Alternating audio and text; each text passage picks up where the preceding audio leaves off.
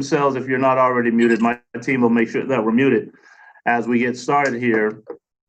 But today, listen, today is July 31st, 2020.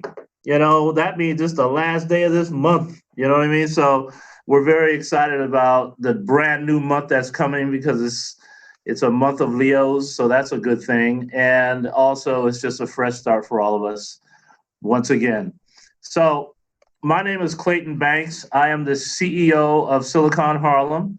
It is a great pleasure of mine to be able to bring a lot of information to the Upper Manhattan community, but I hope that this can resonate across the entire country. The things that we care about and focus on at Silicon Harlem. And for those of you who are maybe being introduced to Silicon Harlem for the first time, what we focus on are basically four key things. One of them is we are really focused on tech literacy, which means both digital literacy as well as data literacy. So we do a lot of work in that space, and Bruce is going to talk about that for a couple of minutes.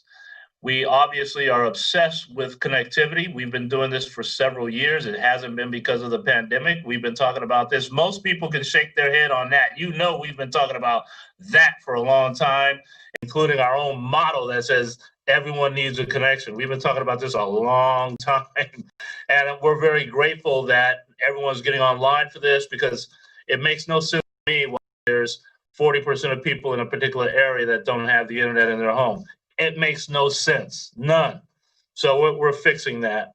The third thing we work on very diligently is, of course, advanced research. We've been able to attract over $50 million into Harlem to do everything from advanced wireless connectivity to edge cloud computing to working out what we call zero client computers. So we do advanced technology. Now we're working on a whole virtual reality training center.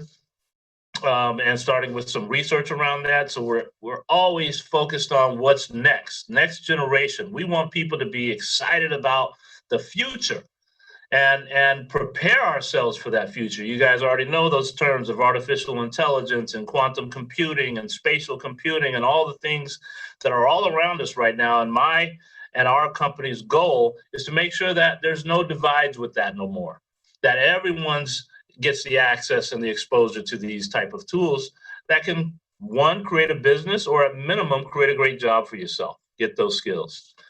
The last thing that we are very focused on is what we're doing right now. We want always to have voices at the table, everyone's voice at the table, no matter what we're talking about or what we're into. We want to know what's going on just every single level. Today, I was just telling the team how one of our programs was wrapping up today, working with District 5 teachers and students and some other school districts around New York City that have been learning about one of our research projects, which is the Advanced Wireless Research Project. And the teachers are teaching curriculum in their courses around our test bed. That's unprecedented. You've never seen that anywhere in the country. And so IBM and a student can be on the same platform, running various radios and applications that they've learned from the educational tools that we've put inside of these schools. That's just something you don't hear every day. So we're so excited that the teachers have really embraced that and have made that happen. So it's so important for us to talk to the community. We could have just built this thing, made it work, and then show it to people. We had those teachers and the students from the beginning before we even deployed any infrastructure. So that means they've been a part of this from the very beginning, from, like even adding their voice to the design, to what we were going to do. So that's how we roll. We are all about listening to voices all around the world. We certainly want to hear those voices right here in Harlem, but all around the world are in not only influencing us, but helping us to be able to make sure that whatever we do, it's a level of inclusivity, it's a level of community trust, and all that's working. I'll lastly say for me, and then I'll turn it over to Bruce to just talk quickly about the educational stuff, is from a connectivity piece, we were on a rapid response when COVID hit the shores of America. And we were probably the first ones out. I mean, literally out, going to common areas of public housing, trying to make sure that they were wired up before schools were closed, before the city had closed, before Governor Cuomo was doing all his, daily updates. We were on the case. As we've seen this story before. So the city now has gone on to put a budget together to close the gap of connectivity in public housing. That's huge. I don't know of any city that's said that or has done that. So we feel very good about the fact that we had some influence on that. One, some of you remember on January 23rd of 2020, we had the CTO in our office. January 23rd, CTO office was right here in our space. And guess what happened? We said that night, we had our top 10, 20 predictions in the roaring 20s, the soaring 20s. And the last thing we said was, everyone needs a connection. January 23rd, 2020, it's on tape. It's been memorialized all over the place. And the CTO stayed the entire night, and he called me a couple of weeks later saying, listen, man, I've been walking around and going around the city with this master plan about broadband, and it turns out Upper Manhattan seems to be the most savvy tech folks going on right now. And we were very proud of that. We certainly know we get down on music and food and all that kind of good stuff, but now we're known as a tech hub. And so pandemic hits, city has to respond. They now have the money putting in place to close the gap of connectivity of public housing. Huge. So thank you for that. Listening. I'm going to turn over to Bruce for a moment, and then we'll get right into our contact tracing stuff. Good evening. Thank you all for joining us. My name is Bruce Lincoln. I'm the co-founder and the Chief Technology Officer of Silicon Harlem. And what I'd like to do is just quickly let you know about the leaps we've made as it has to do with the reach of our educational programming. Over the past 6 years, every summer, we have a 20-person immersive technology program that basically brings some of the top kids from the city, all over the city, to spend the summer with us. This year, through virtual programming delivered through our Silicon Harlem Advanced Program in Engineering, we've quadrupled that number. We've been able to touch 85 young people this summer, where they are all learning how to code. They're learning how to code online. We're doing it both with the mayor's office that focuses on anti-gun violence prevention. So these young people are now engaged in this so that they're not involved in some of the unfortunate escalation that's happening on the streets. And we're also working with the Summer Youth Employment Program. And each of these programs focuses on their learning how to code. They develop some level of business idea in the context of their websites. And we're basically just broadening out our reach as we've had this commitment to make sure STEM literacy gets disseminated across the most underserved communities, because that's where the talent is and that's where the talent will come from. So I just wanted to share that with you. We just had 2 graduations yesterday. Our 14 and 16-year-olds, our 17 and 20-year-olds all graduated, having produced websites in 3 weeks. And at the same time, we launched 2 new cohorts that will as well learn how to build websites, come up with a business idea within the context of the idea of Tech Skills Accelerator. So we're really excited, and it's going to be a busy August for us as well. And as I said, it's unprecedented numbers as far as whom we've been able to touch, 85 young people. So let me now hand it back to Clayton so we can move on with this very exciting program. And once again, thank you all for joining us. Yeah, and I will double down and say, if you didn't know this story that we learned along the way in recruiting the kids, and we wanted to take on as many kids we could this summer, because back in April, it was announced that the Summer Youth Employment Program was going to be canceled. And we knew if you thought the coronavirus was a pandemic, imagine a bunch of teenagers with no jobs, no school, and it's summertime. That was like, here's a real pandemic coming. So we tried to get ahead of that, and we wanted to bring as many kids as we possibly could into our world, even in a virtual world, obviously. And it started to work. And of course, money did come back into the SYEP program. And so that's why it exploded even more for us, because everybody knew our doors were open, and it's been working. But when we were recruiting the kids, we found 3 kids that didn't show up for one of our orientations, in which we were really quite concerned. And we as we went out and found them, caught them on the cell phone, and they, you know what they said to us, and I'm glad most of you are sitting down. And I know there's a Giles and Cogni from the UK that's on this call, and I'm really proud that we got an international call here. But let me tell you, Giles, these 3 kids said to us, "Oh, sorry, but we had no electricity." What? Yes, that's what they told us. We have no electricity. And they didn't have electricity for a day and a half. So, there's a little bit more to all what we do than just, sit here and talk academically. These are kids that are growing up, unlike most of your kids and so forth, thinking that it's okay for lights to go out. It's not right. All right? It wasn't a thing that they can't pay the bill or anything like that. The building went out for a day and a half. So we got a long way to go here. And I also say about that situation, those 3 kids, that the fact that we followed up and really made sure they got into the class, who ended up being the top students in the class, was a difference between them running around with a gun or running around with a computer.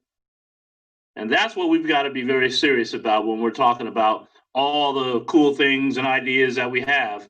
We got to humanize it. We got to be real about it.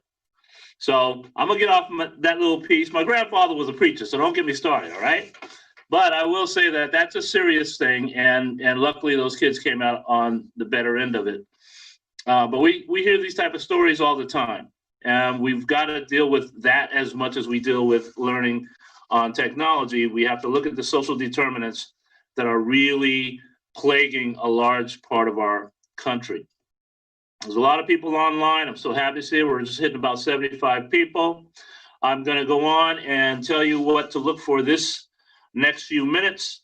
One is we are, the title of tonight, this Tech Talk, is, of course, contact tracing. But one of the things we have the great pleasure of, Jerry, get ready. I'm going to talk to you right now. There's a guy on this call right now who's got this incredible way to help so many people, and has been doing it for a while now. And it's been like so good for me to learn more and more about this. So since we have a little bit of time before Dr. Williams comes on, I thought it would be really, really good if we could have Jerry Ashton talk about what he does. And he's depending on all of us to add our voice, because one of the areas he thinks he can have an impact on is Upper Manhattan. He goes all over the country, but I'm telling you, this is Jerry. I'm going to let you tell about it. Go ahead. Thank you. First of all, very honored to be here. Excuse me, very honored to be here. Grateful to be invited. And I have a story to tell, because it's a story that impinges on the work that is being done in Harlem and in other communities of color, of doing your best to get people at least to an even keel, if nothing better than that. And I love the fact that you like to go better than that. So in my world, which is called RIP Medical Debt, that stands for Rest in Peace Medical Debt, we're a 501c3 charity whose sole purpose is to raise enough money to go out to the debt market to locate unpaid and unpayable medical debt that people will never get off their backs. When we locate that debt, we buy it for pennies on the dollar, and when we have it in our possessions, we forgive it. Up to this point, we've abolished $2.5 billion worth of debt. Now, along the way, we noticed some interesting things. Since we're dealing with, as a charity, people that deserve or need special help, we only look for people that are 2 times the poverty level or below. We're only looking for people, perhaps, who are insolvent. We're only looking for people who are in hardship. And guess what segment of the population is most impacted by any one of those 3 problems? So having noticed that and realizing that we needed to pay special attention to special people, much like we did with veterans, when we discovered veterans, people won't believe this, have over $6 billion worth of debt at the VA on their backs because the VA turned their applications down. Well, I don't see any different between special groups like veterans, Native Americans, people of color. We need to do what we can to correct wrongs. So what we're going to be talking about with Clayton is the fact that we are taking a look at Harlem and outside of it, and being able to locate debt peculiar to these territories, locate it, raise the money, buy it, and take that debt off of people's backs. Is that satisfactory for an elevator pitch, Clayton? Indeed, and I'm going to ask anyone here, if you have a question, could you put it in a chat, please, specifically for Jerry, so we can acknowledge that. Put a question there, and we will acknowledge that. If there are no questions, we're going to move on. And so, but yes, that was a great introduction, Jerry. We're going to have Jerry back to go a little bit deeper on this, because it almost sounds unbelievable in some ways, but it's like, for those families that are plagued with medical debt, geez, would love to have that relieved. And that's, I think, exactly what we're talking about here. So I think I see one question here. So Al Vasquez, would you please unmute yourself and ask your question? Sure thing. Hey, Jerry, love what you're doing. Just wanted to ask, in terms of achieving your goals, where are you spending the most effort? Where is the most amount of time spent, the most amount of energy spent in trying to either target or find the right people, or in data? Like, help us understand the effort that goes into this. The amazing thing about RIP medical debt is that we don't do any outbound marketing where we say, hey, if you've got medical debt, come talk to us. It was always a random act of kindness. We took in donations. We went to the debt market. We randomly searched through debt portfolios, found the debt, forgave it. What we discovered is that just like all politics is local, well, so is charity. Charity begins at home. So the next tranche of people that came to us were people that said, can you eliminate debt in Upper Mashed Potato Falls, Idaho? Can you do something like this in Newark? Can you do something like this in Mississippi? So when we began to do that, communities within those areas, because we're a media magnet, whenever somebody, like a church, will step up and say, I'd like to be able, like in Dallas, I'd like to be able to abolish debt in Dallas. How much is available and how much is it? Well, we found $10 million worth of debt, $10 million worth of debt, and we said the price tag on that is $100,000. And the church said sold. And so because of that church, they were courted by the newspapers, by magazines, TV stations. What did you do and how did you do it? And what a wonderful blessing. So now that's where we were at that time. And then when we started going and looking at individual groups of people or segments, that's where we are getting the idea that we need to do more advertising of what we can do, just like what we are doing with Clayton. If they don't know about you, they can't do anything about you. So we want to do what we can for Harlem, every other community that says, hey, over here, here's a problem. Can you help us with it? And then get the media respect for that. Does that help? Sure. It sounds like just a data strategy can help with that too. So I was wondering if you're using tech to solve any of those problems, or if it's 100% grassroots pounding the ground. Well, tech is our middle name. We have, in order to be able to locate those portfolios and dig through them, to be able to locate the people that deserve the charity, it takes a lot of technology to do that. On top of that, we have 4 major universities that have combined to do an economic impact study of what it means to abolish medical debt. And they are working closely with another partner of ours called TransUnion. which you would know by being that very well-known credit bureau, credit organization. So data, data, data. Without data and the technology to be able to parse it, we wouldn't be able to scale up to do what we're doing.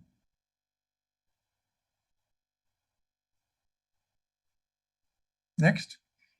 Okay, very good. Thanks, Jerry. We'll continue this conversation along the way. In the meantime, let's get moving on to more topics. By the way, we're also going to have a group talking, which might happen sooner than later.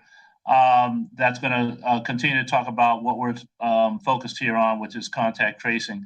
But I think I saw Oz on this call. Oz, unmute yourself and introduce yourself and share whatever you can share. I know this is a man, all right? Oz is the man that's behind the door that's behind the door. He's got some secret stuff going on that he can't even tell you about, but he's a Superman. So Oz, just introduce yourself because you're very much a part of what we're moving on. Yeah, hi everybody. So my name is Oz Olivo. Just call me Oz. I'm VP of product at a company called Inrupt Inc. So Inrupt Inc. is founded by a pretty interesting group of people, but probably one of the more marquee names is Sir Tim Berners-Lee. And what Sir Tim Berners-Lee is known for is, if you Google it, first thing that will come up is he's the father of the web. So he's pretty much attributed to the World Wide Web, which is the internet as most people know it. So what are we doing? So if you talk to Tim, one of the biggest regrets in how the web was made is the fact that there's no identity associated with it, right? Like it's one of the single biggest issues with internet access and web access is that everyone's kind of anonymous. There's no identity tracking. We all have a million accounts in a million different places, and our data is scattered across all of these different entities, and we don't have any control over them. So Tim and a bunch of other like-minded individuals have sort of been hollering about this for a better part of the last 30 years. And probably until about the last 10, nobody really cared or listened. So what changed? The main thing that changed is that people have become more aware of data privacy and their data scattered across the web and the fact that they have no control of it. And probably in the last 5 to 8 years, countries and governments and legislation have been passed to make you aware of it. So, we're working in partnership with Silicon Harlem and several other people, as well as numerous other projects, because it really resonates with our mission, which is this idea of people's data should be in their control, not in the control of whoever you happen to sign up and make an account for, and whoever happens to be running the database where your data is being written to. And now that there's legislation in the U.S. and in Europe, so CCPA, GDPR, and just more general awareness over privacy and access and control to data, we really think it's the time is right to flip that model. So, our product or our mission at the end of the day, what we're trying to achieve is a world where you control your data and you control who has access to it, how it's used, who it's shared with, and it's just not the world we live in today. And we're working together with in lots of partnerships and lots of consortiums and groups, but also building technology out to make this feasible and more than just a pipe dream or idealistic goal. And shameless plug, we actually are going to be announcing. So I wasn't planning on saying this, but Clayton put me on the spot. We will be announcing publicly for the first time. So you guys are literally hearing it here first. Our beta program of Inrupt Solid Server, which is basically the platform in order to enable all of this, to give everybody a little place that they can call their own on the internet, where their data is written to, that they have control over, but they can be trusted is the data is not being sold or tampered with in any way behind the scenes. That is awesome. What a great announcement, man. That is fabulous. I mean, how many of us are shaking in our boots of all the data people have on us? I mean, it's crazy. So I love that. I'm glad you're part of that too, Oz. That's amazing. I'm going to move the agenda here. If you haven't seen already, there's only one person that's wearing some stuff looking like he's a doctor, and that's the hip hop doc. Dr. Elijah Williams, my man, my friend, and he's an extraordinary person in all types of ways. But before I give you the mic, because once I give him the mic, it's a whole nother level. So before I give him the mic, I'm going to go ahead and ask, does anyone have any questions right now on anything? Because when me and Dr. Williams starts going, it's going to be all that. So if you have a question right now, please let me know right now through chat. Put it in chat first, and then I will be able to acknowledge you appropriately. Then we're going to have, after Dr. Williams and myself, we're going to have Ted Schulman and Lisa Goss and others that are going to continue the conversation around what we can all do on this subject of contact tracing. And someone around here might even mention convalescent plasma. Whoa. So we're going to talk about that too. So, all right. So you have a question from Abasi. Go ahead and unmute yourself, Abasi, and ask your question.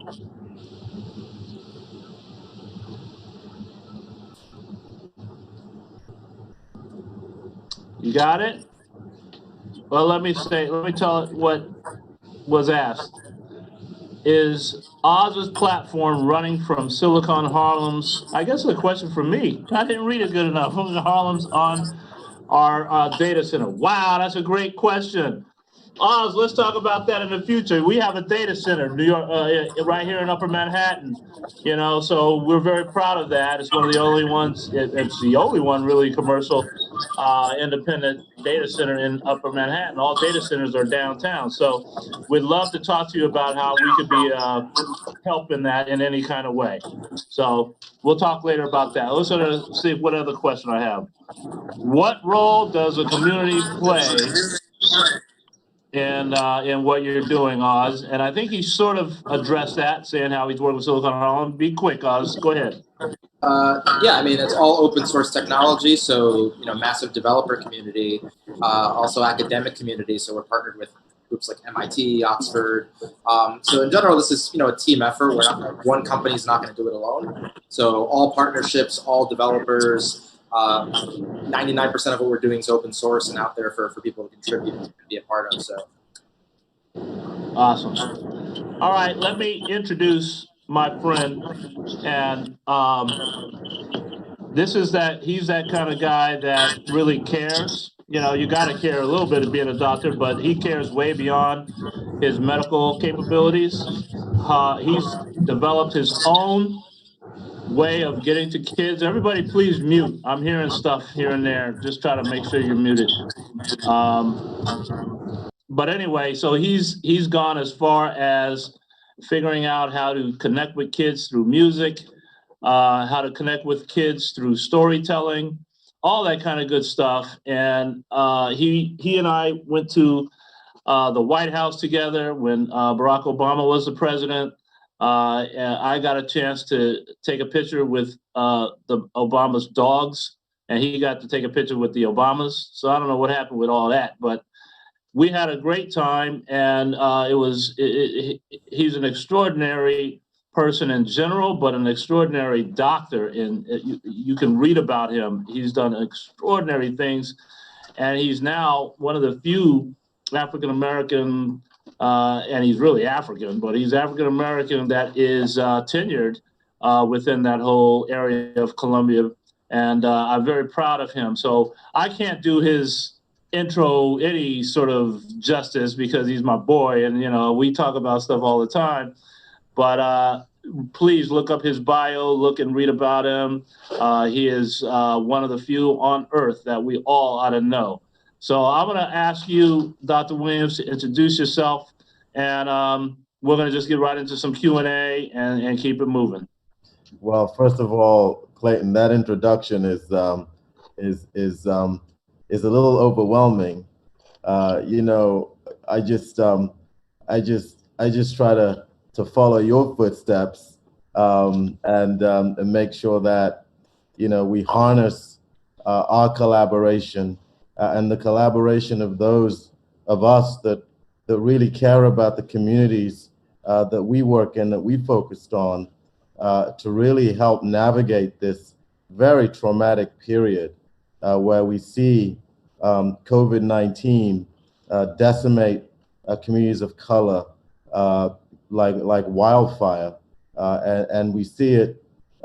We see the ugly head of of racism rear its head, and add to the wound and accelerating the bleeding that has been in this in this society for hundreds and hundreds of years. So I feel as if that this is a special moment where in which crisis has actually created opportunity, and I've been really encouraged by the diversity among those who have stood up and said, enough, and let's try to move forward the agenda of justice, of equity, and of the importance of fighting this as one people, instead of what's been going on over the last few months.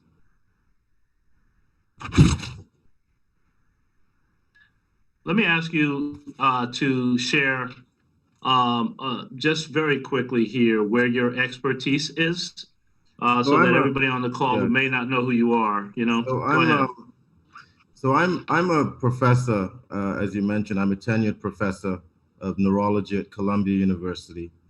I've spent the last probably 15 years of my career working in health disparities.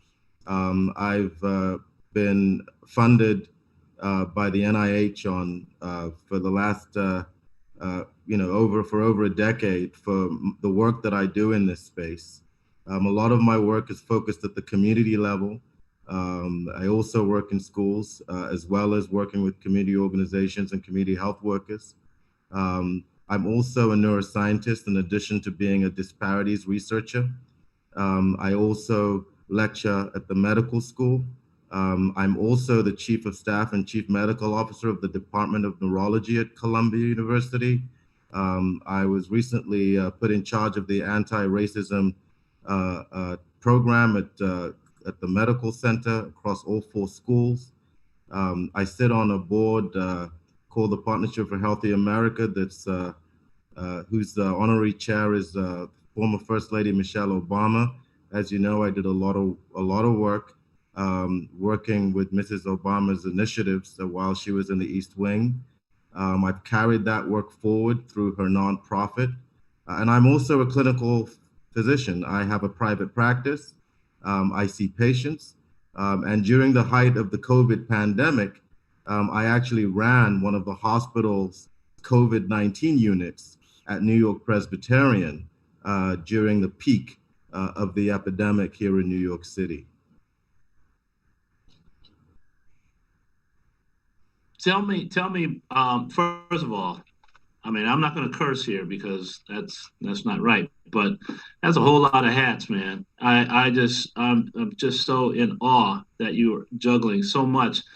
As you just mentioned, COVID came along. What did you see from your eyes? There's probably a few health professionals on this call, but I'm curious from your perspective, what did you see? What became so clear?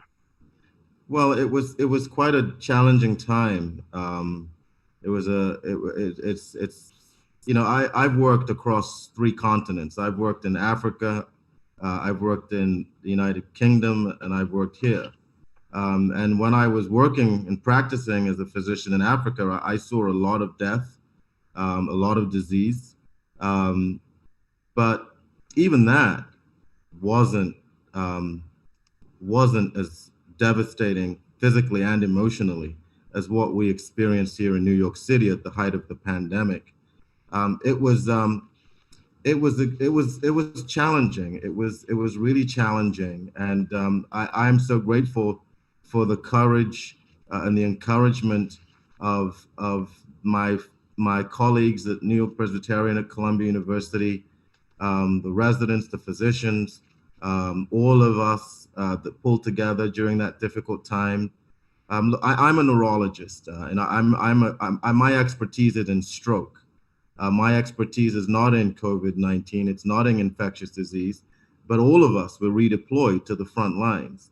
All of us were asked to basically run units and staff patients. And the reason for that is because we just didn't have enough physicians to meet the demand. We had to create additional ICUs. We call them pop-up ICUs. We had to basically quadruple our ICU capacity because we were just overwhelmed. We converted the neurology unit into COVID unit. We converted every unit in the hospital into COVID units. We even converted some of our ORs into COVID units. And we redeployed everybody that had a stethoscope to try to fight back against this disease. And a lot of us were infected. A lot of us got sick. But a lot of us, as soon as we recovered, had to go right back to the front lines and continue to treat patients. I saw a lot of tragedy, not just physical tragedy from the ailments and the destruction of the disease on the body, but also emotional tragedy where whole families would die, where a son is not allowed to see his mother as his mother is dying, where a husband can't see his wife as the wife is dying. And everything had to be done remotely through iPads and phones and video phones. And sometimes we were responsible for mediating these interactions between the loved ones and patients. And so it was something that we had never seen before. And why it was even more frightening is because we didn't even know. I mean, we were discovering the disease as things were progressing. We found out that the COVID caused strokes. I had the most exotic radiographically appearing stroke syndromes that I've seen during COVID. I had young people presenting with multi-organ failure, with blood clots all over their bodies. It wasn't just the lungs that we were seeing affected. We saw the entire human body being completely decimated by this disease. And this was even before we started, the new syndromes in children were popping up and emerging. At every turn, the virus was showing us something different, showing us something new. We thought we understood what it was going to do next, and all of a sudden it would do something that it had never done before. And so we were in the midst of an ever-changing and unpredictable situation. We just basically try to use common sense and try to extrapolate our approaches from similar situations to keep our patients alive. A lot of the research that is emerging were being done at the time. We had multiple clinical trials going on when I was covering the COVID units. Remdesivir wasn't approved at the time. We were part of that clinical trial.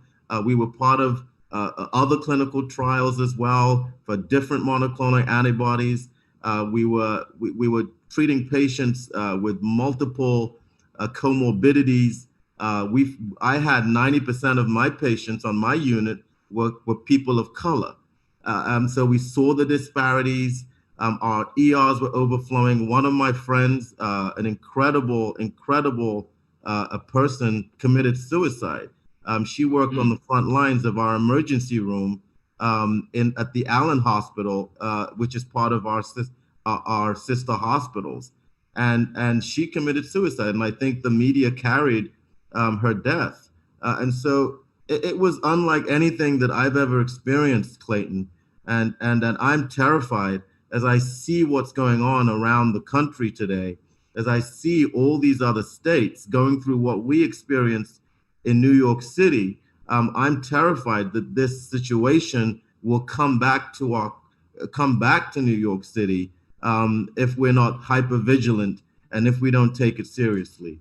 And so, but I am also grateful, and I'm also feel honored to have been able to participate, to join the fight on the front lines.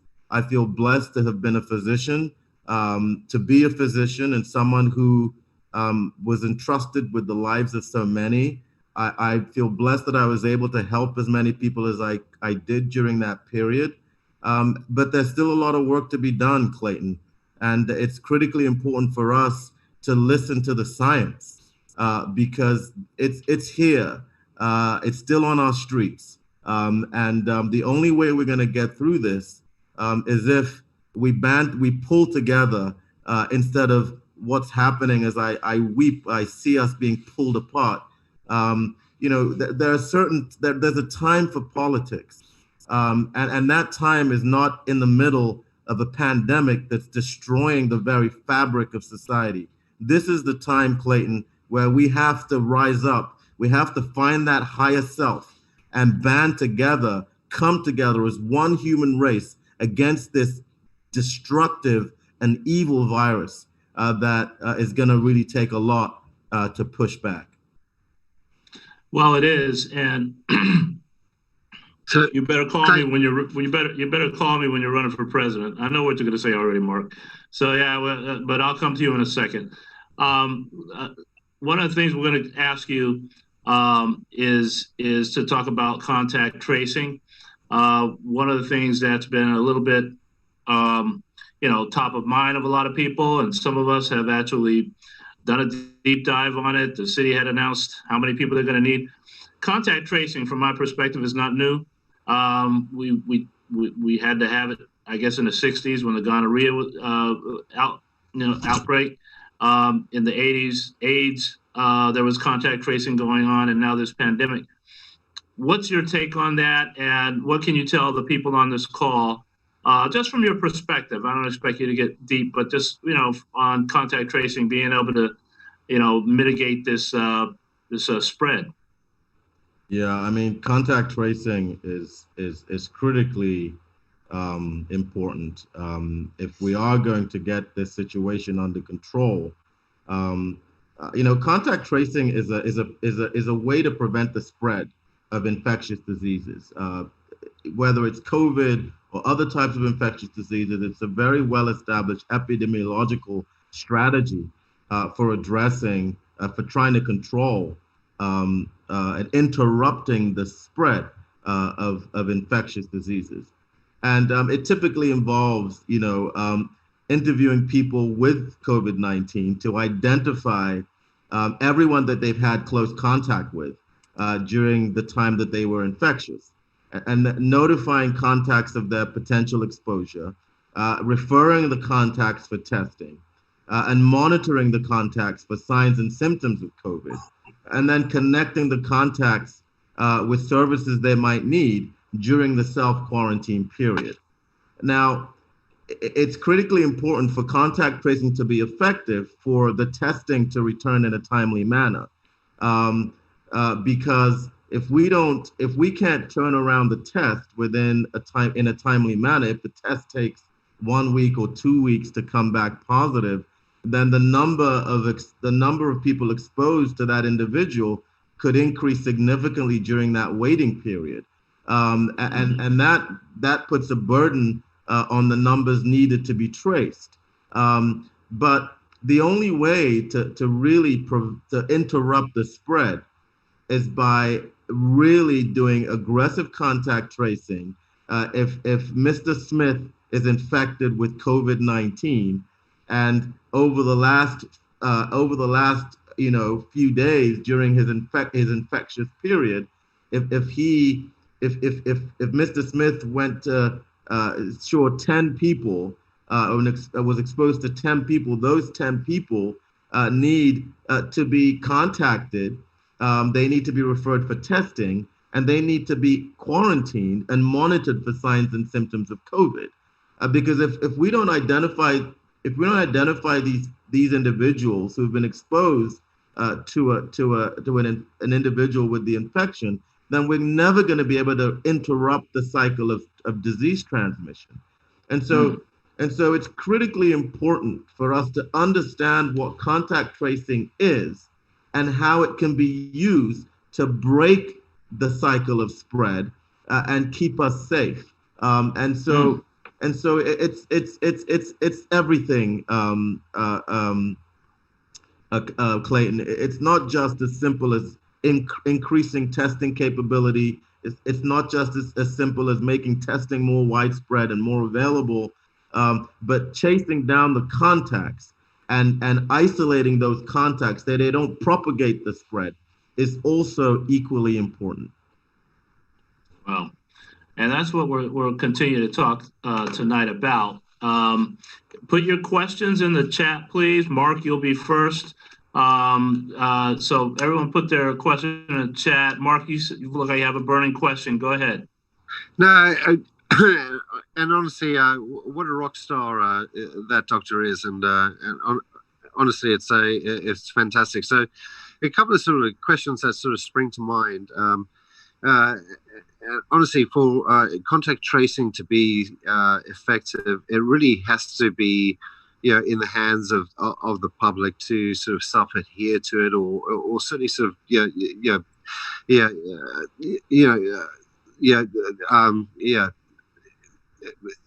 a part of that and do it to themselves. But was it for the doctor himself?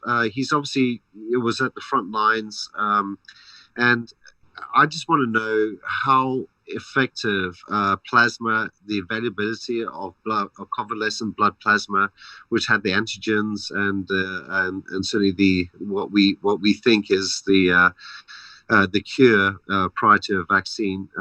What he sort of saw in terms of the plasma infusion of patients prior to maybe getting really to a bad stage. So I'm sorry that wasn't very convoluted, but I'd love to hear his thoughts of what plasma played. Yeah, I mean, no, that's fine. That's fine, Mark. Go ahead, Dr. Williams. So, I mean, I think convalescent plasma is a promising approach. I think that there are still things that we need to learn about the use of convalescent plasma in medical practice. So far there have been clinical trials that have been ongoing with the idea that convalescent plasma contains antibodies that can be transferred from one individual to another and confer a degree of protection. But we still don't yet have the randomized clinical trial evidence to show that it's ready for prime time. But I do think it's one of many promising strategies, and ultimately will probably play a role once the data has reached the level of effectiveness and that will enable it to become an adopted an established approach to pushing back the infection. Now, the whole story of antibodies in general has been an interesting one because there have been some recent studies in primates, for example, that show that antibodies actually do work in primates. What was interesting about some of those primate studies was that they also showed that your antibody response depends on the intensity of your initial infection, and so those who have a severe exposure and have severe disease tend to mount stronger antibody responses than those who have mild exposure, mild disease, or for that matter, those who have been asymptomatic. And so the degree of your antibody response depends on the severity of the infection. This was shown in primates. And one of the other things that we noticed is that your antibody response also, our ability to detect it also wanes over time. And so if I test your antibodies 2 weeks after a severe infection, your antibody titers might be sufficient enough to be positive when I test you for antibodies, especially the IgG neutralizing antibodies, which are the important antibodies when it comes to protection. But as I go further out, down, if I go further out from week to month, those titers come down, and our ability to detect those titers you might come back negative. But that doesn't mean you're not immune. We actually don't know whether you can harbor a negligible amount of antibodies, those that fall below our ability to clinically detect them, and still be immune. We just don't know. And the primate data shows that among those primates that were reinfected, even those who had very low antibody titers were still able to mount a response against the virus when they were re-challenged by the virus. And a lot of those primates either had, the second time around, had either very mild infection or no infection when they were re-challenged. And these are those who had developed antibody titers, the IgG neutralizing antibodies to the infection. And so antibodies, while we don't yet have the definitive answer in humans, and while we're still, sorting through the evidence that hopefully will tell us unequivocally how antibodies are going to play a role in this infection, we do have some interesting and encouraging primate data showing that there is promise there. And I believe that the story of convalescent plasma is going to continue to evolve with the story of the antibody story as we move forward and as we continue to tease out the data. So I do think that. So to answer your question, I do think that all of these advances are going to play a role in treating the disease, and convalescent plasma might be one of those, although it is too early to tell. That's outstanding, Dr. Williams. I know we don't have much time, and everybody has a lot of questions. So we're going to try to. I'm sorry, Mark. I know you want to have a follow up, but you'll get your shot. The couple of questions, Harvey. Did you want to ask one real quick here, Harvey Newman? I know you were in there, and Eric D. We're going to get those two, and make it a little bit more quicker, Dr. Williams. You're getting on my nerves with all that. Thank you, Dr. Williams. That's my boy. I could talk with him like that. That's my dude. Go ahead, Harvey. Thank you, Dr. Williams. You mentioned the children that you saw during this period. I'm curious what your thoughts are about opening schools in New York City. And there's a whole range of different pieces of information about how children are affected. So I just wanted you to talk about that a little bit. Yeah, so I'm not a pediatrician, but the recent data came out just yesterday about children and the virus being harbored in the nasopharynx of children, and how even though children under 5 can be asymptomatic, they can also spread the virus. And so this is what I think. I think that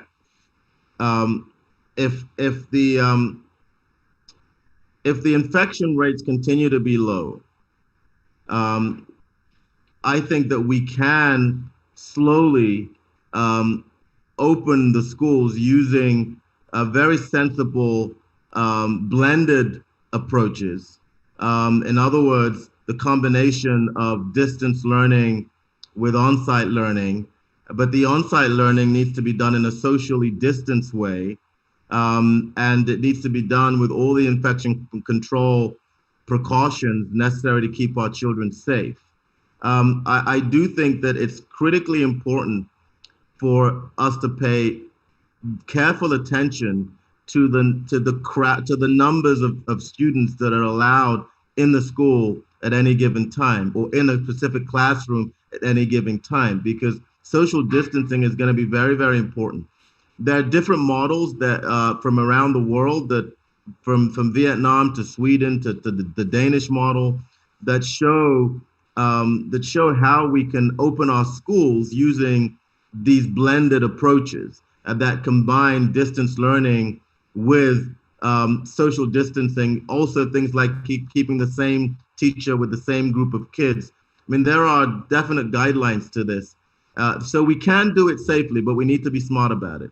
The second thing I want to mention is that we also need to be prepared to shut down if necessary. And we need to have a plan to shut down if we do find an infection in a one particular classroom, for example. But New York City is in a very different place. And New York State is a very different place to a lot of states with rising coronavirus levels. And I certainly would not recommend reopening schools if you come from an area with rising coronavirus cases. If you're in one of those areas, you should not be opening schools. Your first priority is to get those cases down, control the rising spread before you even think about opening schools. But I think we're in a place in New York City where if we're very smart about it, we might be able to do a blended approach that's safe. Thank you, Doctor. My goodness. Good. Eric D., make it Yes, quick, sir. my man. Yes, thank you very much. Doctor, I want to ask you, do you know about the killing of coronavirus and its circulation through air filtration systems? And are you familiar with needle-point bipolar ionization that kills COVID in air filtration systems? And how, how long does COVID stay in the air? Because, the air quality becomes very, very critical. That's a great question. The first thing I want to say is I'm going to answer your last question first. So how long does it stay in the air? So there have been some experiments where we actually, there are ways that we can actually measure the duration it hangs out in the air for. And it's anywhere from 30 minutes to a few hours, Wow. up to 2 to 3 hours, anywhere from 30 minutes up to 2 to 3 hours. And that's in some studies that we've seen in COVID rooms, in patient rooms. I think the study was from Washington State. So we know that it can hang out in the air for a long time. Now, with regards to your second question, filtration systems, I'm not really convinced by that evidence as of yet, but there is emerging evidence about certain types of UV radiation. In fact, one of my colleagues here in Columbia has developed a type of UV light, a germicidal UV light that is not toxic to human skin due to the wavelength. It's called far UVC. It's a type of ultraviolet light called far UVC that is safe to use around people, and it can kill about 99.9% of airborne coronaviruses. And one of my colleagues at Columbia has actually been leading the development of that strategy. So I think those types of far UVC light has a lot of potential. And if we can scale them, I think they could be very, very helpful. And there is emerging evidence to support the effectiveness of those approaches. But the filtration systems, I'm not yet aware of rigorous evidence to support that approach is close to being a reality. Well, it's so interesting how you frame that, because there's so much information coming out, and it's difficult sometimes to figure out what's real, what's not real, what's been really tested, not tested. I think there's been a little bit of lack of leadership across the board. And so we're all sort of scrambling, but to have you here, and I think everyone would agree with me, just hearing you sort of frame it is helping us quite a bit. There's more questions in the chat than I can allow for right now because we have to start to transition. I'm going to ask Dr. Williams to have his final word. After that, I'm going to ask everyone to take a look at the poll that I'll be releasing. I just want to poll up and see what everyone is feeling. And then we're going to have a second round on contact tracing led by Lisa Gus and Ted Schulman. So we're going to get moving on that. Dr. Williams, it's your floor. Whatever you want to say to this group, that's, I think, really appreciate what you've shared already. And would love for you to give us your final word. Well, I just want to thank all of you. I think that what the work that Clayton's doing at Silicon Harlem is could not be more important. I just want to say that the digital divide is going to widen the health disparities. I'll say that again. The digital divide will widen health disparities. You know, people have been talking about these health disparities, but they don't really appreciate the role that the digital divide is going to play. And so the work that, I'll just give you a specific example. I do a lot of telehealth with patients. I see a lot of my patients now, not just in person, but also via telehealth. And there's a group of patients that just can't even, onboard themselves onto the platform. A group of patients that just don't know how to get on to that video session through our MyChart app to have an interaction with me. And so what happens? Those patients I have to speak to by telephone, I can't examine them virtually, or they have to come to the hospital and be potentially exposed for me to examine them physically. So that's just one little example and how this technology gap can worsen health disparities. I have a whole nother group of patients who I spend all day on video clinics, examining them, making recommendations, doing neurological evaluations but that's a certain group of patients. And so we need to be careful. And a lot of you are here because of your interest or work in the digital space.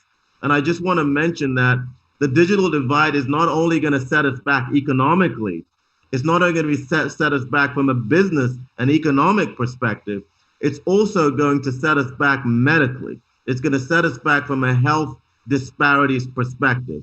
And so I'm leaning on people like Clayton to really help close this digital divide so that people like me can do my job and reach the people that need to see me, and not only the people who can afford to see me or the people who have the digital literacy to see me. And so I'm just going to end there, and I thank you all for your time today.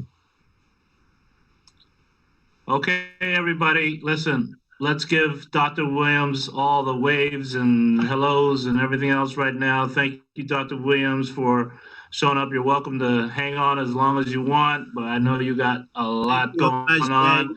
You guys could unmute yourselves and just say thank you for your service, Dr. Williams. I mean, thank really. You for your service, Dr. Williams. Thank you for your service. Thank you, Dr. Williams. For your service. Thank you. Thank you for your service. Thank you, Dr. And your Williams. dedication, Dr. Williams.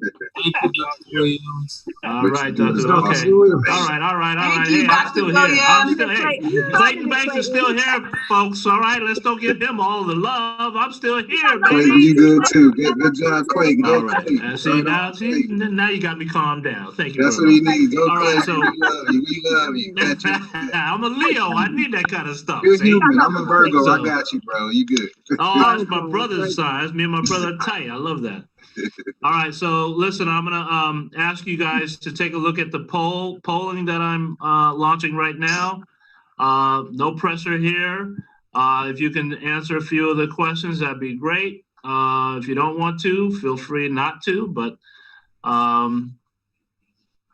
yeah, take a look, see what's happening. We'll see sort of the results in real time. That's cool.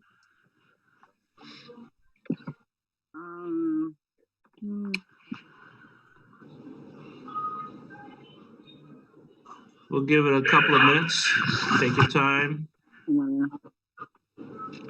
And while you're taking the poll, I want Ted Schulman and Lisa Gus, who are going to co-host the next segment here to talk about contact tracing, but particularly about how it can be done in a way that's a lot less invasive, if you will. So I believe that they're going to share some ideas around that, as well as just other topics within that. And I know a lot of people on this call have a lot to say, so continue to put your comments and questions in the chat. I will ask as many as I possibly can. Wasn't Dr. Williams dope though? I mean, this guy is amazing. He's very approachable.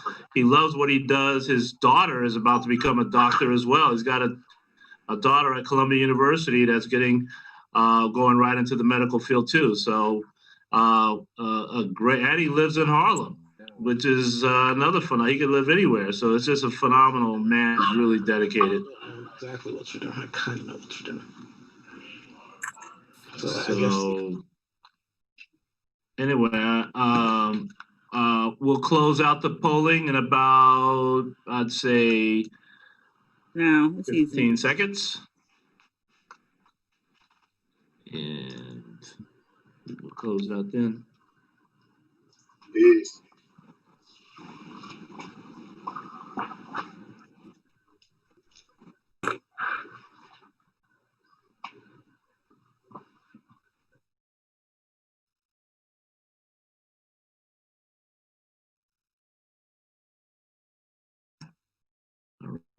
All right. Okay. First of all, thank you, everyone. We got some really good data here. And the results, if you can't see it, I will tell you that the first question of how likely you are to use a cell phone-based contact tracing system, 80% said likely, and 20% said no. Do you trust any organization to keep information safe? Yes, 34%. No, 66%. I hear that. Do you believe tracing apps are the biggest current threat to digital privacy, more than identity theft or cybercrime? No, 72%. And 28% said yes. So that's a nod towards cybersecurity still an issue. The fourth question was, do you believe that contact tracing can help prevent further transmission of the virus? Yes, 92% of us said yes. And then there's 8% who's still pissed off about something that said no. All right. Number 5, and the last one is, would you support a contact tracing app if was developed by and had oversight by your community? Whoa! 97% said yes. That's awesome. That's awesome. And 3% said no. So thank you for that. We're going to transition right into this discussion. And Ted Schulman, I'm going to ask you to start it off. And Lisa, please, say some opening words. Try to keep it short so we can have more conversation. And everyone else, please put your questions and comments in the chat. And if we can have you say it, you will. Otherwise, I'll say it for you. Thanks, everyone. Go ahead, Ted. I'm here because I have a wide range of skills and experiences. And I know Bruce for over 20 years at this stage, from the first round of the Empowerment Zone uptown. I'm a multimedia producer and an anthropologist, and have focused on leading edge technology my entire career. I had produced the Learning Center at Ellis Island, which was an interactive technology project when Ellis Island opened, sponsored by the phone company, by 9X. And in my last job, I worked for Apple's ad agency, TBWA Chiat, which was a global ad agency. And I've worked with many ad agencies on a variety of large campaigns. At Chiat, I managed the organization's technical infrastructure. the enterprise system for a global ad agency that had 300 offices. And because we were Apple's ad agency, we were dictated with mandated the goal of creating it without using Microsoft products. That led us into open source, and open source as a development technique, as a value creation mechanism. And we built this global enterprise system on open source technologies. Since doing that, I've become an open source advocate. I had the opportunity to be living downtown a block away from Zagati Park during Occupy Wall Street and represented Occupy at the United Nations Earth Summit, or helped to facilitate Occupy's representation at the Earth Summit, and Occupy's embracement of open source technologies. So in the last couple of years, I've been developing a community-based approach to actually the seafood ecosystem. And we've been developing how technology can enhance and develop global ecosystems. I've been working with Lisa at the Kanish.io, and a few months back, once contact tracing became an issue, we started to get involved. And underlying concerns around contact tracing, Google and Apple first came out with their proximity tracing, and that started to feel like a possible big brother approach. And it certainly made me uncomfortable. And you have to deliberately want to be traced that way. At this stage, New York has now hired 3,000 contact tracers. In the New York Times the other day, there was an article how New York is saying that the contact tracing program is successful. The tracers are saying it's a mess.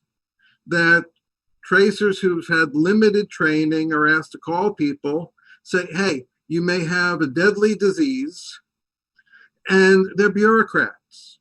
And people aren't going to respond to bureaucrats. So our approach is truly a community-based system, a system of compassion. And we've started to, put in place, the foundation for building an open source ecology that will connect community resources, that will be compassionate for individuals. If somebody calls you and says, hey, you may have to isolate, it's like, well, where do you get your food from? Who's going to walk your dog? How is your life going to go on? I mean, you need real involvement at that point. It's not an element where you want a bureaucrat to be involved. The other thing that's happening in this incredibly transformative time now is the whole focus on how does community involvement relate to the police, the defund the police. In New York City, $1 billion has been removed from the police budget to focus on interactions that need to happen in a community, but don't require people with guns to show up. What is the role of contact tracing at this point? So we want to step back and take a true community approach to this, an approach that will include community-based governance and will include the highest degrees of privacy and security within the system. As Oz spoke before, and I'm helping to coordinate the pieces that are coming together here. We're working with some pretty extraordinary cutting-edge technologies that will allow us to explore how a community-based system of trust can be transformed. Well, let me interrupt you here, Ted. Great introduction, great background that you bring to the table.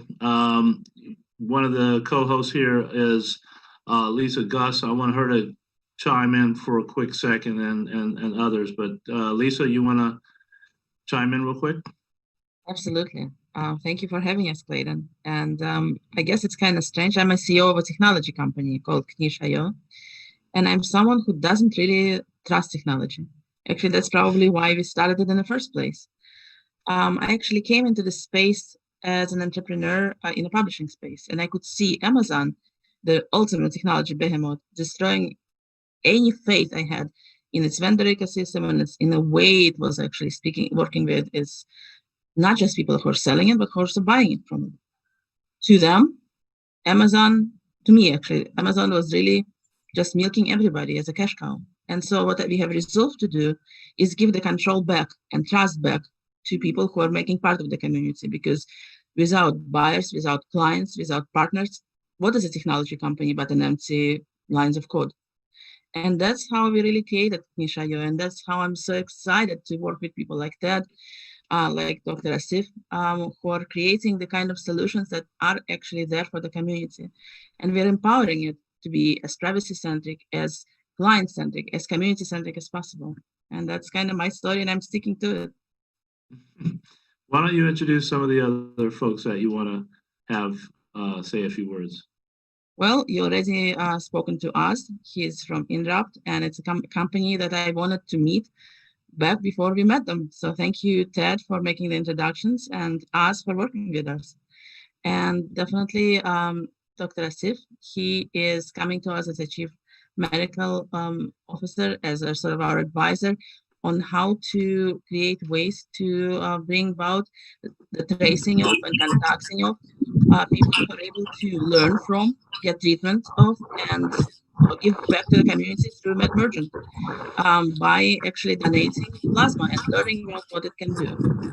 All of it is really a way for us to create an ecosystem from contact tracing that Ted is putting together, through education, through recovery, plasma donation, and finally through living beyond medical debt, beyond all the issues that are plaguing the community right now, beyond COVID patient. We want to really be there for you and with our community from start, from start to end.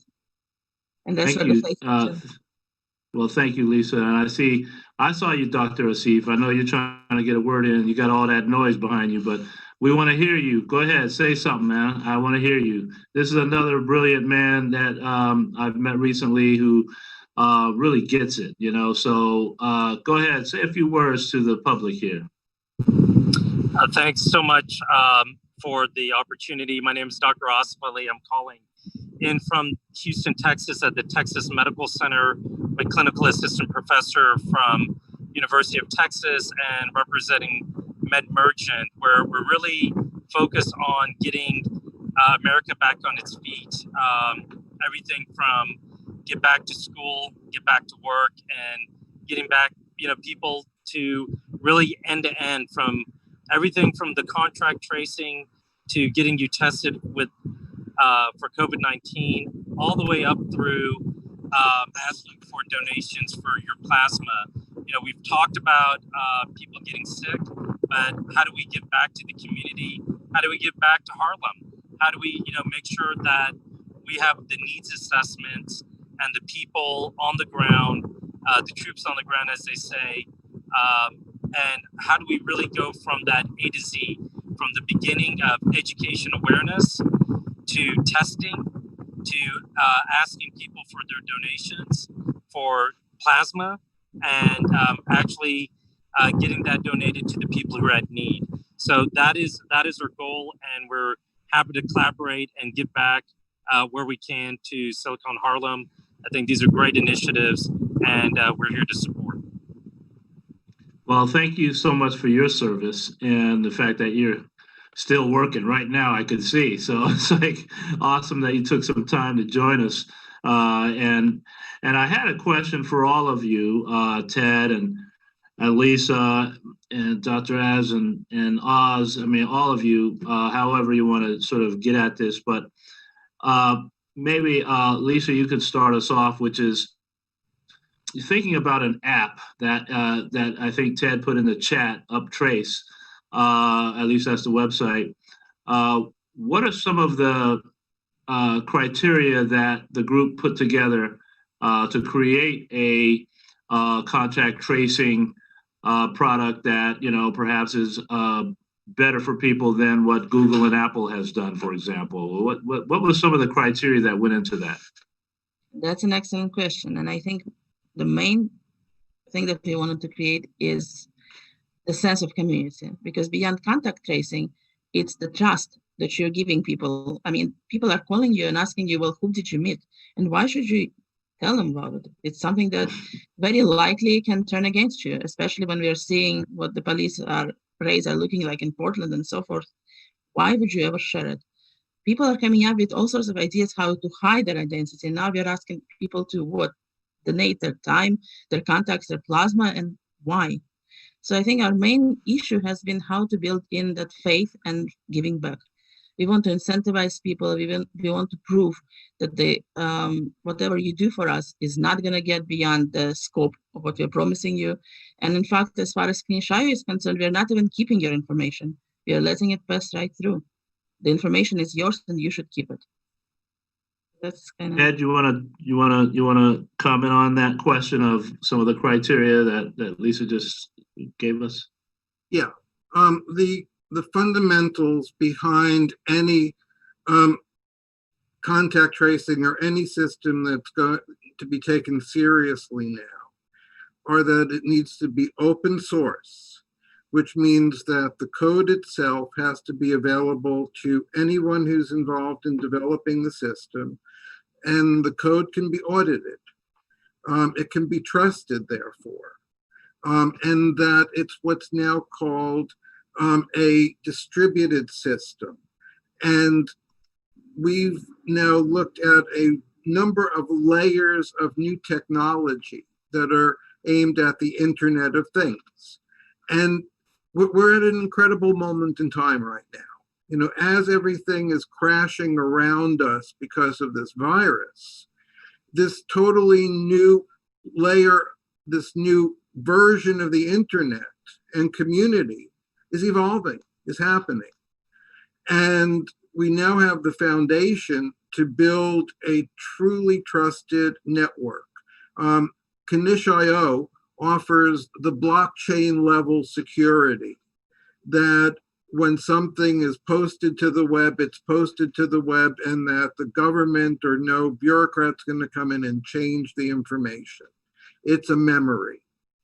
The work that we're doing with Oz and Inrupt, that goes down to the foundational level of the Internet. So Sir Tim Berners-Lee, who is noted as the father of the Internet, is now saying it has to be rethought. And we're working with his organization through Oz.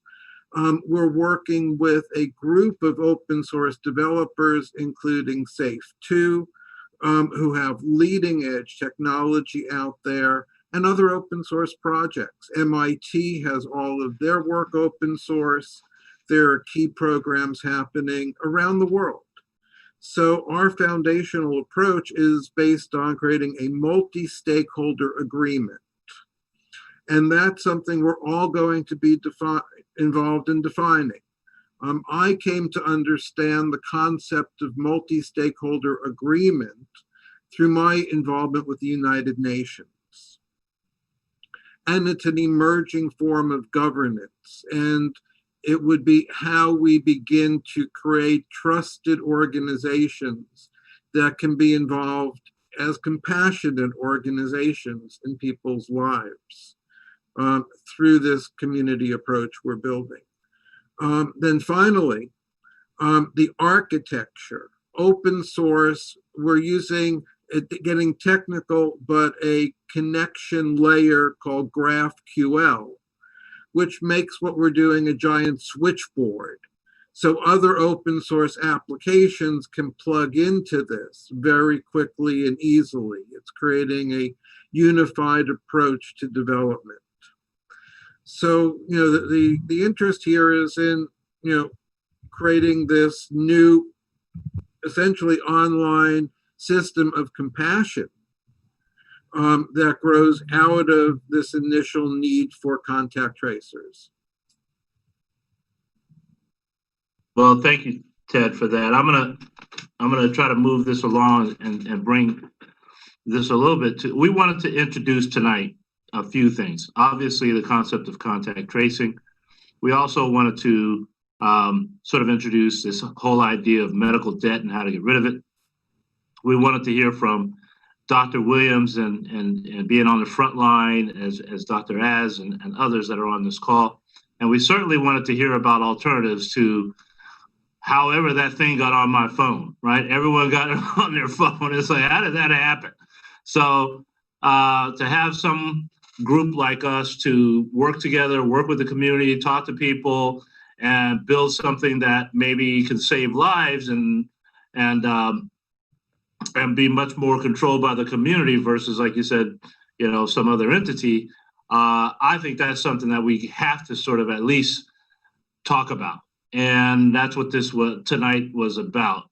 I am going to push it up, and I'm going to ask anyone who has a question on any of this, whether it's to me or to Lisa or to Dr. Az or Oz or anyone, if you have a question for us, put it in a chat. I'm going to spend the next 5 minutes on that. I do want to make one announcement, which is all of you who are on this call right now, the fact that you're on this call, I'm giving you a free smart thermometer.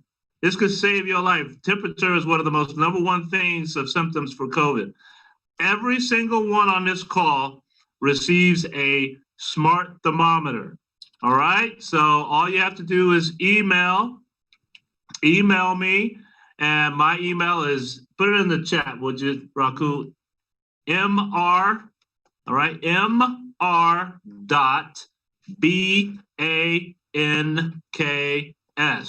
What's that spelled? You god dog right it does, Mr. Banks at siliconharlem.com.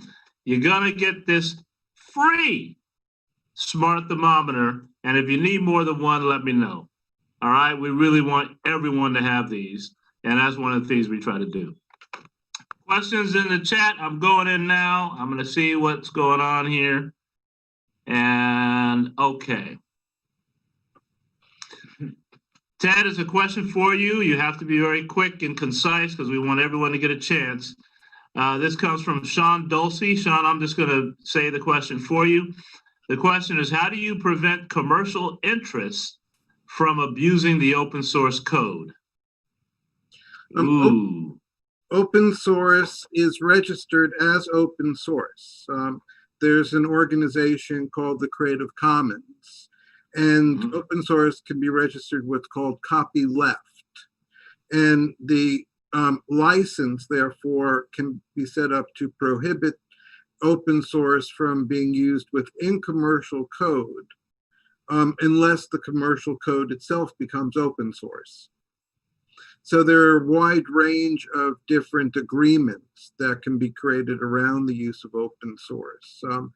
And there are systems now that are very well developed. GitHub is the leading system for posting open source projects.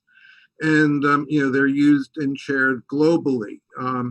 Open source has, over the past 2 or 3 years, become the dominant evolving model for internet development and wealth creation. As a development model itself, it's creating incredible shifts and leveling the playing field in amazing ways. That's great.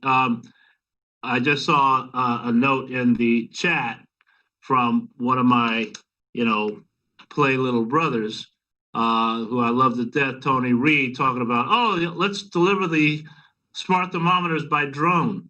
Well, we're not going to do that, but I will say that's a good idea.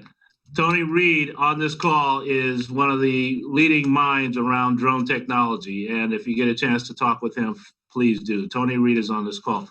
I think I have one more question. Is that what I see, Raku? What do we got here? I think we have one more.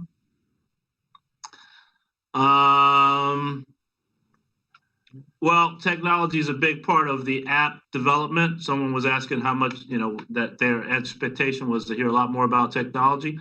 The entire conversation is around coding and developing and technology, particularly around this pandemic. And please email me. We can talk tech all day, and we're happy to do that.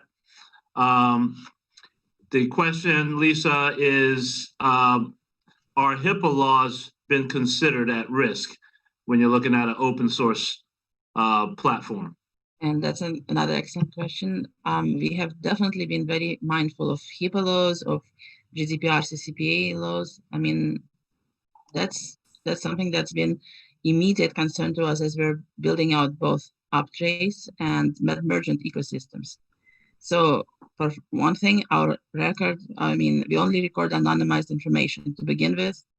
Unique identities for users are generated randomly. We don't even store usernames and passwords. So your phone or computer does all the work cryptographically to secure your account, and it doesn't send it anywhere. And finally, messaging is end-to-end encrypted. So all the sender identities are, further anonymized to reduce exposure of whatever you choose to share with third parties. So all that's a long-winded way of saying, yes, it's considered, and yes, we're very mindful of it.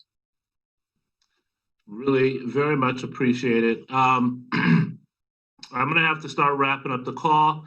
Again, because you stayed all this time, you get your own smart thermometer. I use it every day. It's very cool.